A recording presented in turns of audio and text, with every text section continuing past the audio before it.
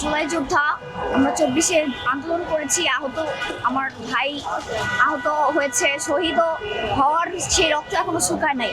তো আজকে আমাদের এখানে আসার একটা মাত্রই দাবি, সেটা হচ্ছে আজকে না, আমরা কালকে সকাল থেকে আমাদের এই কর্মসূচি ছিল এবং এখনো চলমান, এবং আমাদের ঢাকার বাহির থেকে বিভিন্ন জেলা ভিত্তিকও আমাদের জুলাই যোদ্ধারা আসতেছে।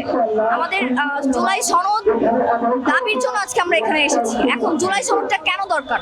জুলাই সনদ হচ্ছে আমাদের ভবিষ্যতে নিরাপত্তার জন্য, যে আমরা যে আজকে ফ্যাসিস্টের বিরুদ্ধে যে আন্দোলনটা করেছি, ভবিষ্যতে এই ফ্যাসিস্ট কোনোভাবে আমাদের উপরে অতর্কিত হামলা যাতে না করতে পারে বা পাখির মতো যাতে গুলি না করতে পারে। আমার পরিবার এবং আমার নিজের নিরাপত্তার জন্য এবং সুচিকিৎসার জন্য আহতদের, সেই সাপেক্ষে আমরা আজকে এই জুলাই সনদের জন্য দাবির কর্মসূচি এখানে অবস্থান করেছি।